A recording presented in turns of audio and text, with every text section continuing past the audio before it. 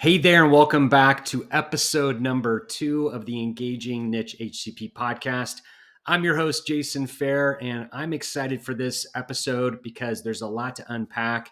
But before I get into the agenda, I wanted to let you know about something that I received in the mail just this past week. I don't go to the mail too often, at least once a week, and then it's loaded with stuff. But I was pleasantly surprised. I had signed up and registered for ASCO, I don't know, a couple months ago, but they actually mailed the registration, the badge.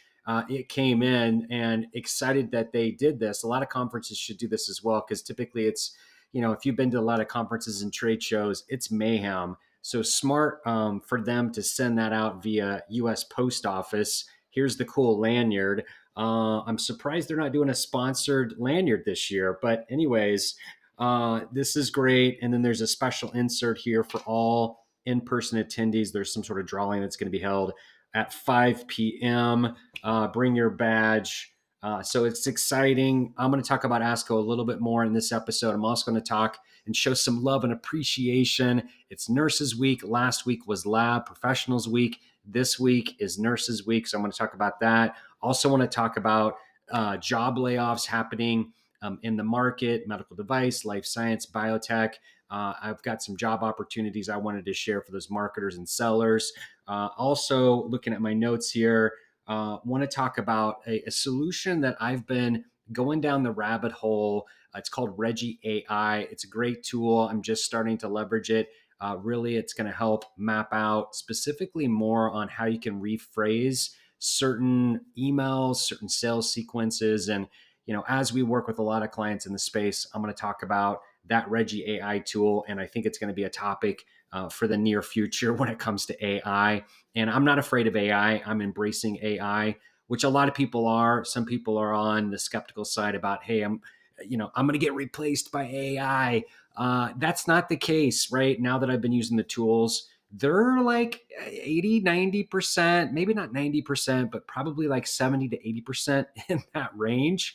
That's going to be helpful. It's like my right hand. It's like my sidekick. And I actually use 2 different AI tools, and I'm going to talk about today here in the podcast. And essentially, for ASCO, just to kind of get things started, we've been working with clients mapping out not only digital marketing strategies, but also video strategies. One of the strategies that we've been working with clients on specifically around capturing their product theaters. ASCO, as we all know, it's well attended, 30,000 people coming up in the next few weeks here, actually. And product theaters are expensive at ASCO. They're like $100,000, and there's a lot of restrictions that they put on. We wanted to collaborate with our clients and do like a fireside chat when it comes to video, just to make them stand out versus the typical presentation with the slides.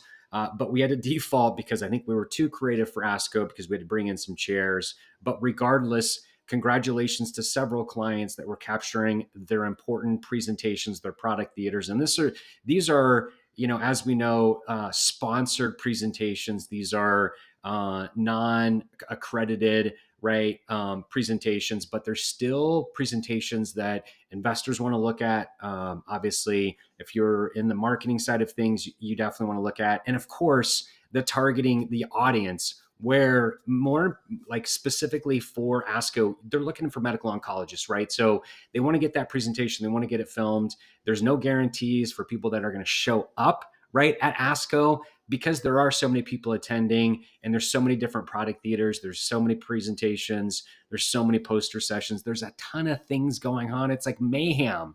So the best way to protect your investment for the product theater is obviously recording that and then driving people to the on-demand version long after ASCO, when those HCPs are back in their practice, back in their home, when they're decompressing after everything that's going on with ASCO, with all the posters, all the presentations, but also the parties. I mean, it's a long day.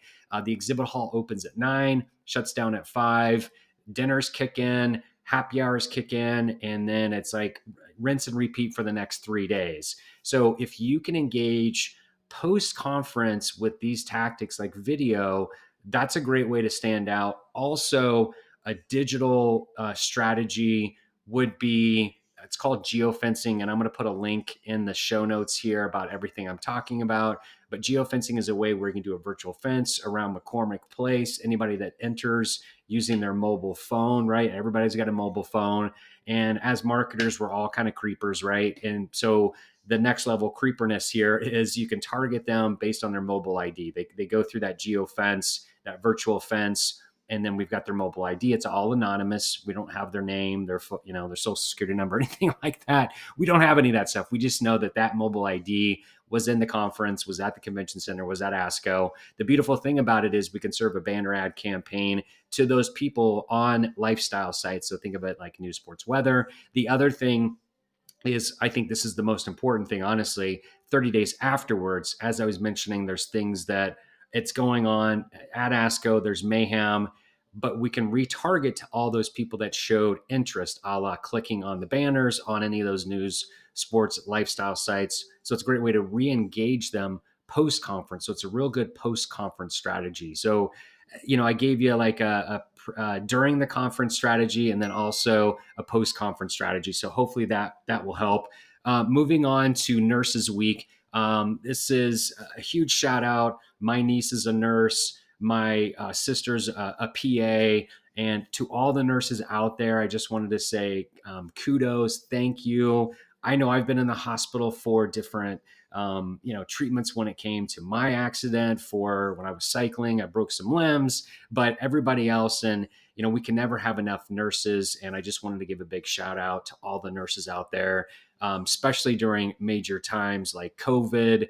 I know a lot of the nurses ended up switching careers just because of the mayhem and all the patients that they had to deal with during COVID. So obviously now that's long gone, but there's still such demand. There's still such a need. And if you see your nurse this week, give them some love. If you've got family members, definitely give them some love as well.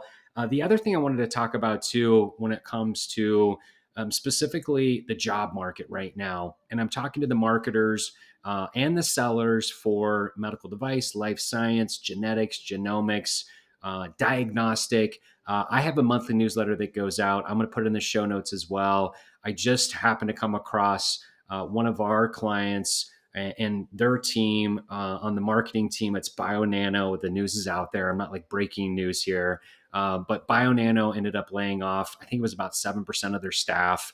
A couple of the marketing people that I work with on a regular basis, they were let go. I reached out to them immediately. I sent them the link to this newsletter. I've updated it again last night. One of our other clients hit me up and they've got a product marketer position open on the vascular side of the business. So that those show notes down below, check them out if you're looking for a job or just looking for, switching a career.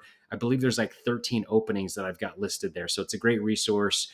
Check it out. My heart goes out to BioNano and all the employees. And it's pretty interesting. Their stock price, just like a lot of other biotech life science companies, a lot of them, there are some that are on the uptick for sure, but at least the majority that I've seen are on the lower end of things. And so what I mean by lower end of things is a couple clients and or just people that I've come across, I've seen and noticed that their stock price is coming under $1. So what typically happens here is if it's under $1, they have to do a reverse stock split. It gets nasty. They have to get more investment dollars. And that was the case for BioNano. So they ended up restructuring. They brought the overhead down, and hopefully that will help the stock price, even though they reported earnings that were 30% above estimations. But I know they're there for the long term. So again, if you're in biotech life science when it comes to marketing or sales, check out the show notes. Look at those if you need a job opportunity, or if you know someone that's looking, please share that with them just so there's a resource for them. The last topic that I want to talk about on this podcast is specifically around AI. I'm going to continue to go down this rabbit hole for AI tools and want to bring as much valuable information as I can to marketers here that are watching and listening to this. The tool that I've been leveraging this week and really going down the rabbit hole, it's called Reggie AI. Again, I'm going to put in the show notes a link to it. But essentially what I've done so far, I'm in a free trial right now. I've downloaded the Chrome extension browser. So now what it's happening is any email that I basically start working with, or that I have, our clients and educating them about the AI tool and how they can help essentially kind of bridge that gap between sales and marketing. In some cases, some clients are fairly siloed where they're like, hey, the marketing team crafts the emails, or the sales team crafts the emails. Regardless, if you have a Chrome browser, this is a great extension to add onto it, because what it does, and I've got a couple of show notes links to that I'm going to show you about the demo and what I learned about it, so you can get some visuals.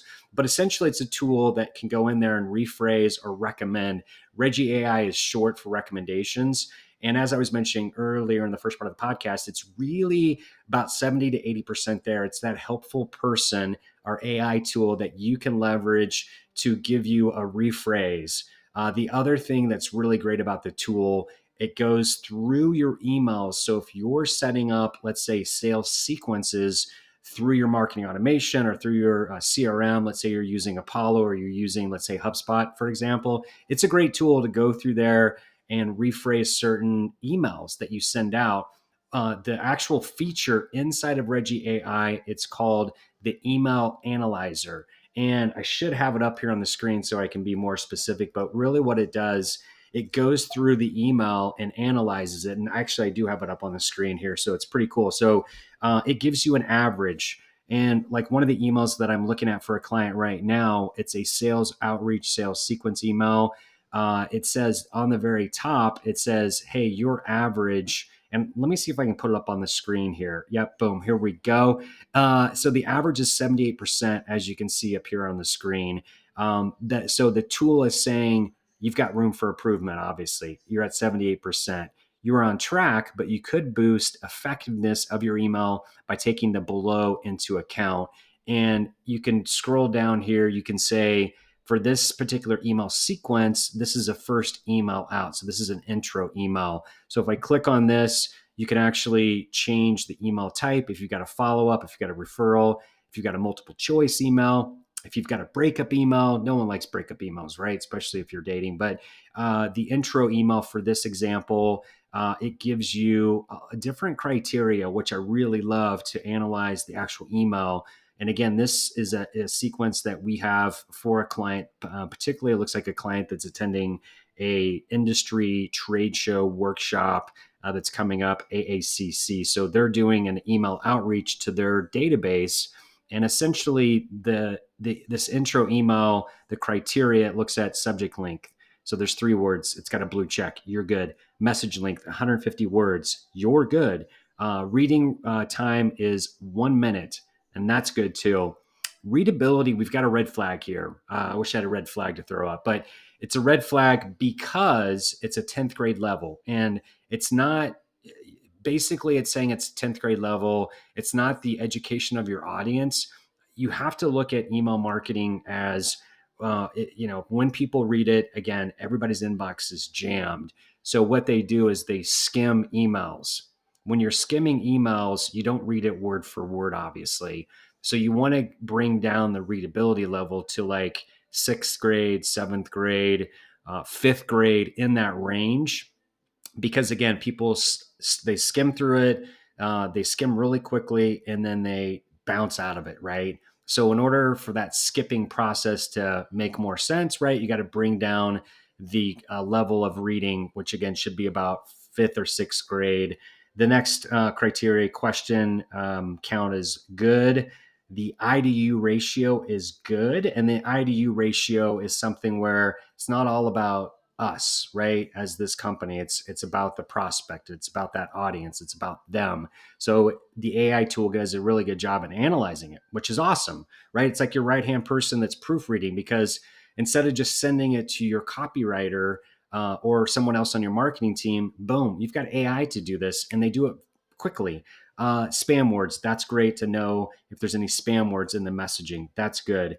Gender bias is good. Inclusion is good. So I'd recommend signing up for the free trial. I'm still debating to pay for the paid version, but I'll put the link in the show notes so you can check out, get access to that, look at it. sign up for it.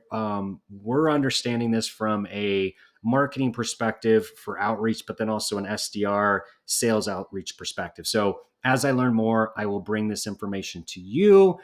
Everything is jam-packed that I've talked about in the podcast today in the show notes. If there's any questions, hit me up. But if you found this information valuable, please share this with others and hit the subscribe button.